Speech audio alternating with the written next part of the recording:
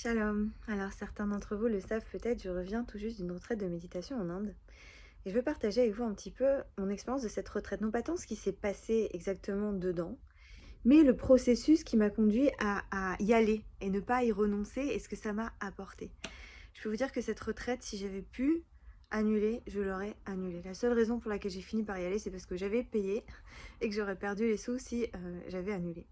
Je voulais pas y aller parce que j'avais pas le temps, parce que j'avais trop de travail, parce que j'avais trop bougé en septembre et il y avait eu les fêtes et c'était difficile. Et puis c'était la guerre ici en Israël et je voulais pas partir. Puis pour être honnête, j'avais peur de l'inconnu.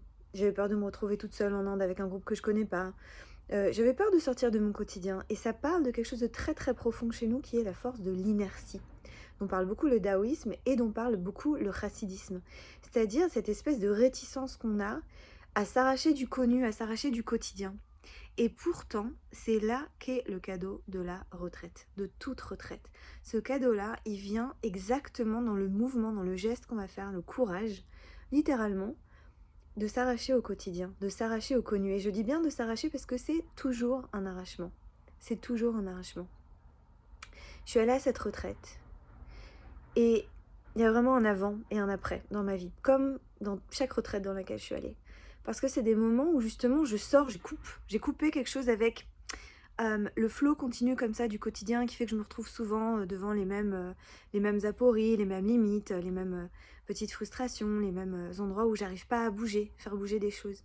Et tout d'un coup, je me suis retrouvée dans un autre endroit, dans un autre rythme, dans un autre cadre. Et ça m'a donné de l'espace. Et il y a beaucoup de choses en moi qui ont bougé. Il y a beaucoup de choses en moi qui se sont déplacées. J'ai eu beaucoup de réalisations. Et c'est des choses qui ne seraient pas arrivées si j'avais pas fait ce geste-là, qui est vraiment le geste d'Abraham, l'Ech Lecha, de partir vers soi et d'aller quelque part et on ne sait pas où on va aller, on ne sait pas où ça va nous emmener, on ne sait pas ce qui va se passer. Je partage avec vous cette expérience parce que je reviens de retraite en Inde et que je suis émerveillée par ce que j'ai vécu et que j'ai énormément de gratitude pour moi-même d'avoir eu ce courage de ne pas renoncer ou plutôt d'avoir eu la chance de m'être engagée et de ne pas avoir pu annuler mon engagement. Ça fait aussi partie de la pratique spirituelle de manière très profonde d'engagement et le fait justement de pas trop s'écouter, de pas trop écouter cette voix qui est toujours une voix très rationnelle, qui a toujours beaucoup d'arguments, qui est toujours très convaincante parce qu'elle est rationnelle justement et je sais que les excuses que je me donne, elles prennent toujours des habits très rationnels. Donc j'ai beaucoup de gratitude pour l'engagement qui m'a fait ne pas renoncer à ce cadeau incroyable que j'ai reçu. Et je partage tout ça avec vous parce que dans 2 semaines, je serai en France et je vais donner une retraite de méditation.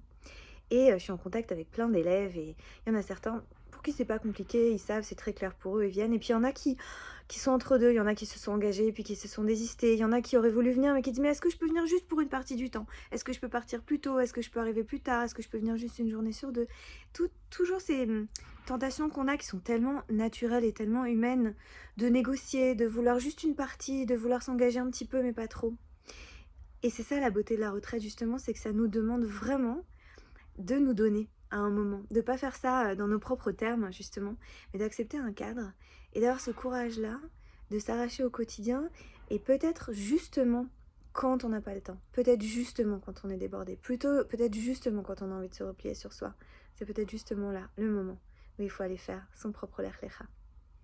Voilà, c'était une invitation et c'est une invitation à me rejoindre à Shtika, la retraite de méditation shabbatique qui aura lieu dans un lieu magique en Normandie avec une hôtesse qui est absolument un être humain magnifique, qui cuisine magnifiquement. Tout est beau là-bas, tout est beau et ça va être bon, ça va être beau, bon dans tous les sens du terme. On va être dans la nature, on va célébrer le Shabbat, on va méditer en silence, on va chanter, on va explorer un peu plus profondément le sens des prières, on va vivre la Havdalah à la guitare, à la lumière de la bougie.